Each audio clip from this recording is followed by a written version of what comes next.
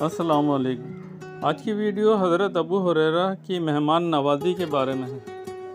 ایک رات حضرت ابو ہریرہ کے پاس ایک مہمان آیا۔ گھر میں کھانے کے لیے صرف تھوڑا سا دودھ تھا، اتنا کم کہ ایک آدمی بھی پورا نہ پی سکتا تھا، مگر مہمان نوازی اسلام میں بہت اہم ہے۔ چنانچہ وہ مہمان کو لے کر رسول اکرم صلی اللہ علیہ وسلم کی خدمت میں حاضر ہوئے۔ نبی کریم صلی اللہ علیہ وسلم نے فرمایا، ابو ہریرہ، یہ دودھ مہمان کو دو۔ ابو ہریرہ سوچ رہے تھے کہ دودھ تھوڑا ہے، مگر حکم بجا لانا فرض تھا۔ انہوں نے پیالہ مہمان کو پیش کیا۔ حیرت کی بات یہ ہوئی کہ مہمان پیتا گیا مگر دودھ ختم نہیں ہوا۔ پھر رسول اللہ صلی اللہ علیہ وسلم نے فرمایا، ابو ہریرہ، اب تم پیو۔ وہ خود پیتے گئے، دودھ پھر بھی باقی رہا۔ آخر میں نبی کریم صلی اللہ علیہ وسلم نے بھی پیا اور تب بھی پیالہ خالی نہ ہوا۔